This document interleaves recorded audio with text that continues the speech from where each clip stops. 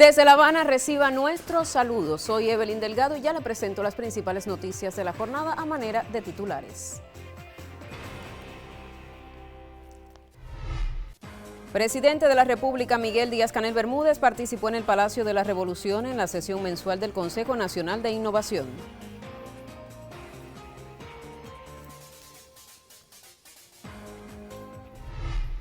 La Gaceta Oficial de la República en su edición número 97 publicó el Decreto Ley 107 y el Decreto 131 que perfeccionan la gestión de la administración tributaria en Cuba.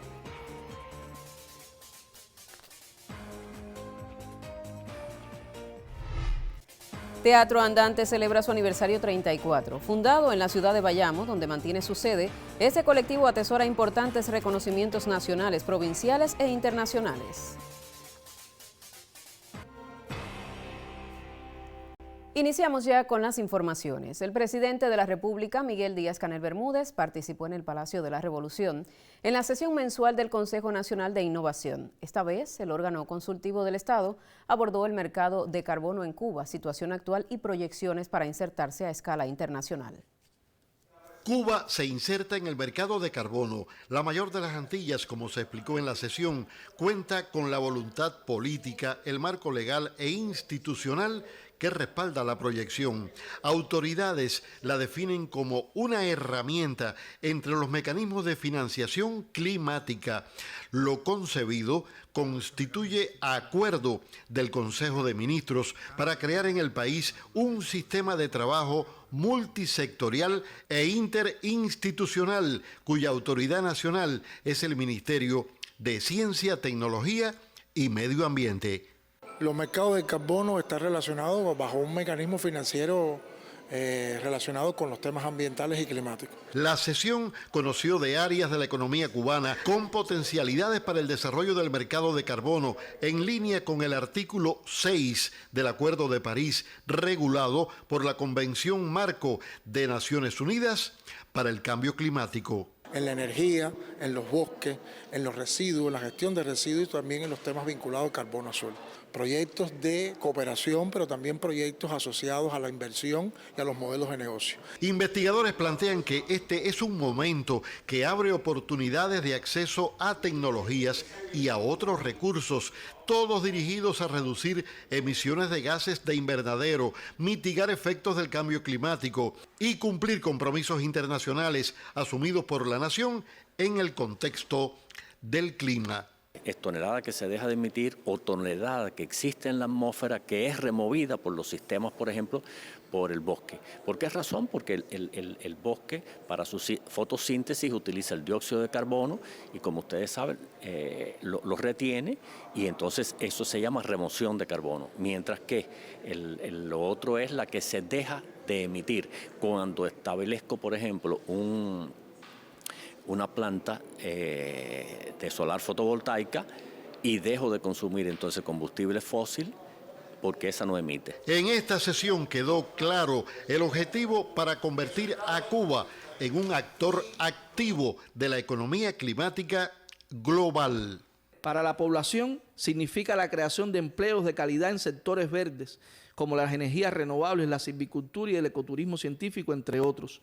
Implica la posibilidad de que proyectos de carbono cofinancien también infraestructura local tan necesarias en comunidades como las que estamos hablando, vinculada a electrificación o saneamiento. Y en modelos bien diseñados también empodera a las comunidades locales como guardianas y beneficiarias directas de los recursos naturales, convirtiéndose así en una herramienta de desarrollo local sostenible e inclusivo. El Consejo Nacional de Innovación expuso además argumentos relacionados con el impacto que puede tener este mecanismo para el desarrollo económico y social de la nación. El presidente de la República, Miguel Díaz-Canel Bermúdez, expresó que en el país hay personas y organismos que conocen del tema y han accionado a las posibilidades de mercado. El mandatario llamó a articular el potencial de conocimientos de los proyectos en esa dirección. La Gaceta Oficial de la República, en su edición número 97, publicó este jueves el Decreto Ley 107 y el Decreto 131, que perfeccionan la gestión de la administración tributaria en Cuba. Las normas jurídicas disponen el uso obligatorio del número de identificación tributaria por los contribuyentes y actualizan el régimen sancionador. Asimismo, se dio a conocer la resolución 162 de la jefa de la ONAT sobre el uso de este número de identificación tributaria. El Decreto Ley 107, publicado este jueves por la Gaceta Oficial de la República, modifica la Ley 113 del Sistema Tributario y dispone el uso obligatorio por todos los actores económicos del número de identificación tributaria en todos los documentos de trascendencia tributaria con carácter económico o legal y transacciones comerciales. En toda la documentación, todos los actores económicos, todos los contribuyentes están obligados a declarar ese número de identificación tributaria. Es el código único que los va a distinguir, que va a permitir incluso que la ONAT pueda, de conjunto con otros organismos que tienen información de trascendencia tributaria, pues interoperar por ese código único y poder trabajar sobre todo en todas aquellas acciones de control fiscal que se realizan por la Administración Tributaria. La norma actualiza el régimen sancionador, modificando la aplicación del recargo por mora, con un incremento de hasta un 40% para aquellos incumplimientos que se efectúan después de los 60 días hábiles posteriores a la fecha establecida. Dispone además que las infracciones tributarias derivadas del incumplimiento de pago se sancionan con multas en cuantías porcentuales. Se extiende la facultad de aplicación de las sanciones no pecuniarias al jefe de la ONAT, los directores provinciales y directores municipales de la ONAT. Es decir, que para los trabajadores por cuenta propia, el director municipal de la ONAT puede cerrar o retirar licencia de forma temporal o definitiva. Y para las otras formas de gestiones no estatal, solo de manera temporal. Y además también tiene un elemento distintivo, que es que anteriormente nosotros solicitábamos el cierre o el retiro de licencia al organismo rector. En esta ocasión, la ONAT, con estas normas, cierra establecimientos, retira licencia para aquellos contribuyentes con conductas de evasión fiscal, conductas evasoras, conductas de incumplimiento e informa al organismo rector. La ley faculta al Consejo de Ministros y al Ministro de Finanzas y Precios, según corresponda, para disponer el pago en moneda libremente convertible de determinados tributos cuando las condiciones económicas y sociales así lo justifiquen. El decreto 131 detalla cómo se implementarán las modificaciones introducidas por el decreto ley 107, entre ellas el incremento de las sanciones a imponer por el incumplimiento de los deberes formales, que aplicará sanciones en sistemas de cuotas. Primera pausa en la emisión. En breve estamos de regreso. Conocerá más de la realidad de Cuba y su gente.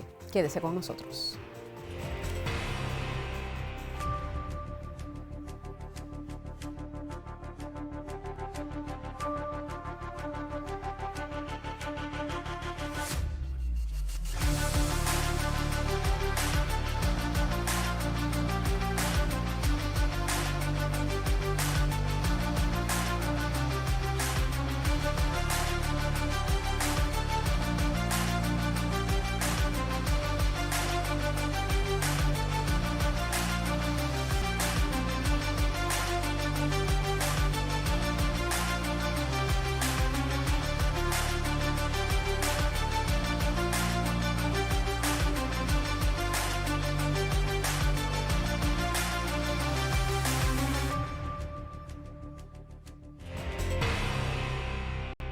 Y ya de vuelta le informamos que el presidente de Venezuela, Nicolás Maduro Moros, afirmó que el Consejo de Seguridad de las Naciones Unidas otorgó un apoyo abrumador a su país. Las declaraciones se produjeron tras la reunión de emergencia del organismo convocada por Caracas para analizar las agresiones y amenazas de Estados Unidos. El líder venezolano destacó el respaldo al derecho a la libre navegación y comercio de su nación. La sesión del ente de seguridad evaluó las acciones militares estadounidenses recientes, incluyendo el robo de buques petroleros venezolanos. El gobierno bolivariano califica el respaldo como un mensaje político crucial en el contexto de la disputa geopolítica y la creciente presencia militar estadounidense en la región.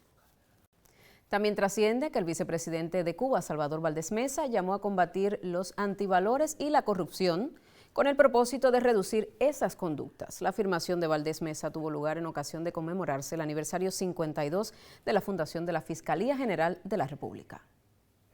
En el encuentro realizado en el Palacio de Convenciones de esta capital, el vicepresidente cubano también reconoció la labor de la Fiscalía durante más de medio siglo.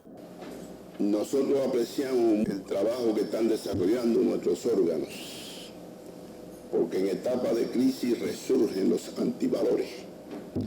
Y es dura la batalla, es dura la tarea contra esos antivalores. Batalla dura contra la corrupción, el delito en general, la indisciplina social, que requiere una actuación aplicando todo el rigor que nos dan nuestras normas para reducir al mínimo esas conductas y esas actuaciones. La Fiscalía General de la República entregó a una nutrida representación de trabajadores los sellos por 10, 15, 20, 25, 30, 40 y 45 años de labor en ese órgano. Cada una de las actividades que realiza el tribunal, que también cumple la misma cantidad o el tiempo, y la Fiscalía, de luchar por la legalidad socialista en todos los órdenes en el país. Lo que ha dado como resultado que hoy se mantengan los logros que nosotros exhibimos y el concepto que tiene la población cubana de lo que es la Fiscalía y los tribunales. Durante la conmemoración de su aniversario 52, la Fiscalía General de la República también presentó los proyectos que integran el programa sectorial de Ciencia, Tecnología e Innovación, titulado Perfeccionamiento del control de las garantías penales y los derechos constitucionales. Y seguidamente vamos a conocer el pronóstico del tiempo para los principales destinos turísticos del país. En esta emisión nos acompaña la máster en ciencias, Ginelis Bermúdez. Bienvenida.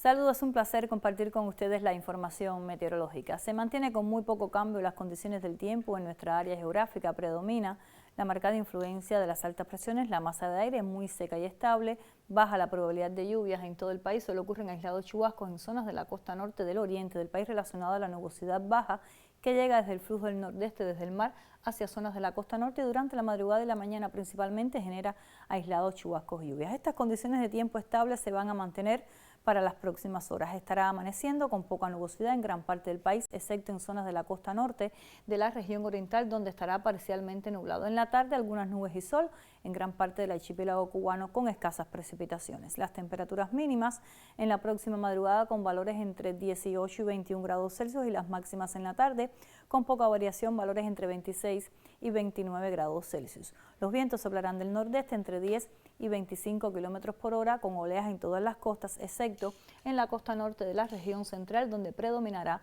el poco oleaje. La salida del sol por Punta de Maicí a las 6 y 29 de la mañana se pondrá por el Cabo de San Antonio a las 6 y 4 pasado meridiano y continúa la fase de luna nueva. En resumen, para las próximas horas baja la probabilidad de lluvias en todo el territorio nacional. Usted continúe en Cuba Visión Internacional.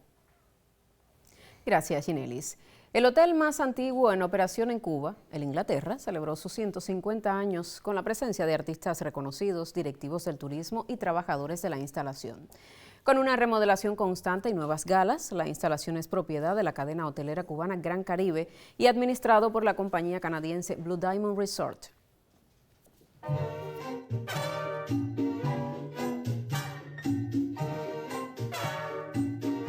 En el corazón de La Habana, frente al Parque Central y a pocos pasos de Paseo del Prado, un edificio no solo observa el paso del tiempo, sino que lo habita. El Hotel Inglaterra, el más antiguo de Cuba en funcionamiento, celebra un siglo y medio de vida. Inaugurado en 1875, nació como símbolo del esplendor arquitectónico y social de la ciudad. Por sus salones han caminado personalidades y viajeros de todo el mundo, testigos de cambios históricos profundos. El Inglaterra es un hotel que no solo ha sido testigo de la historia, sino ha sido parte de la historia revolucionaria, independentista de nuestro país. Recordemos que deviene del café, del antiguo Café El Louvre, y en el café se convirtió en un centro de la juventud de aquella época, donde se reunían los jóvenes a discutir de política, de amor, de poesía y también de la guerra. Cuando se inauguró el hotel en el año 81, tuve la oportunidad de yo ser elegido para atender a los miembros del gobierno, que en un bar que había atrás que se llamaba El Pavo Real, ahí iba a estar yo con la bebida para ellos. Tuvo Pedro Miré, Armando Jal y bueno, y otras personalidades del gobierno. Eso es un orgullo para uno haber podido atenderlo a todos. Este hotel sobrevivió a guerras, cambios políticos y económicos, y hoy en administración conjunta entre Gran Caribe y Blue Diamond Resorts se constituye como monumento nacional que transita por beneficios de restauración sin cerrar sus puertas y sin dejar de compartir su historia. Es importante mostrarle esto a nuestros visitantes y a los turoperadores, porque además es una de las cosas que diferencia al Hotel Inglaterra. Es el más antiguo de la ciudad en funcionamiento, ya hoy cumple su 150 aniversario y tiene una historia muy rica. Cada rincón nos cuenta algo, de la presencia de alguien, ocurrió algo, y bueno, esas son cosas que los clientes reciben con mucho interés. El Inglaterra fue epicentro de una velada cultural que encarnó la resiliencia y la calidez de la industria turística cubana, donde se reconoció el esfuerzo sostenido de sus trabajadores a lo largo de estos años. En un contexto global donde el turismo se redefine constantemente, el Inglaterra mantiene intacto ese espíritu auténtico que hace de Cuba un destino único. Estamos seguros de que continuarán siendo un baluarte de nuestra identidad turística y cultural. A sus 150 años, el Hotel Inglaterra no es solo decano de la hotelería cubana, es un guardián de memorias, un refugio de viajeros y un símbolo de que Cuba, con sus desafíos y sueños, sigue en pie recibiendo al mundo con sus puertas abiertas. Nora Becerril, Cubavisión Internacional. Y llega el momento en esta emisión de conocer lo que acontece en el mundo de los deportes con Rodolfo Durán, listo ya para informarnos. Bienvenido, un gusto como siempre compartir contigo.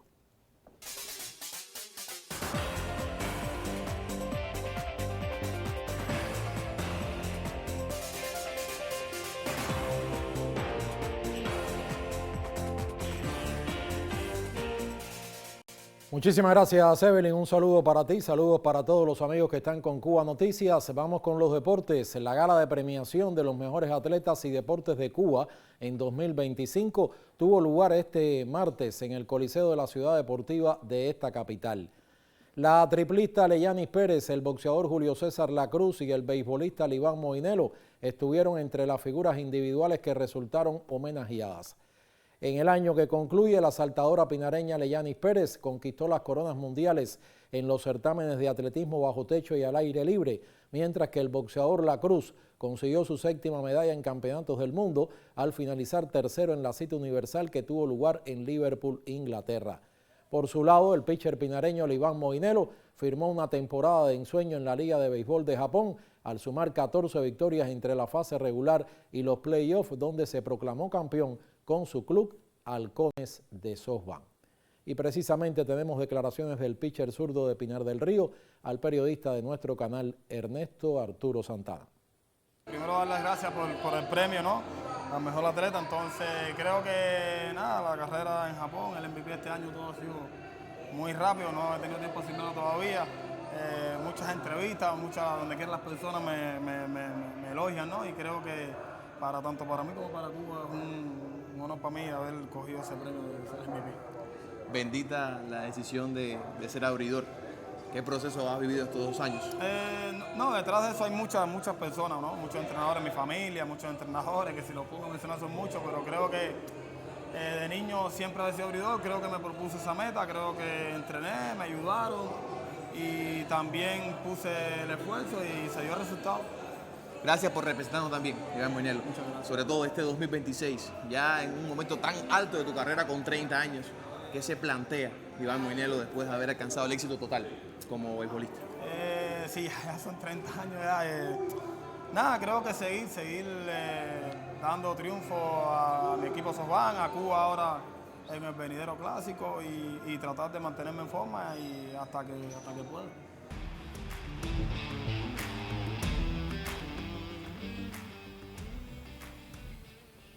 Y a propósito de esta entrevista, me comentaba el colega Ernesto Arturo Santana que Moinelo le confesó de que no va a jugar los playoffs con el equipo de Pinar del Río. Era algo que estaba en la polémica. Dice que no está en condiciones físicas para poder enfrentar la postemporada del béisbol cubano si su equipo Pinar del Río finalmente logra la clasificación. Y a propósito, ya en esta jornada tuvimos dos equipos que lograron clasificar a los playoffs de la pelota cubana, Industriales, el más ganador en la historia del béisbol cubano con 12 títulos, aunque no gana desde el año 2010, certificó su clasificación a los playoffs este mediodía al noquear 10 carreras por 0 a la selección de Granma en el Estadio Mártires de Barbados de la ciudad de Bayamo.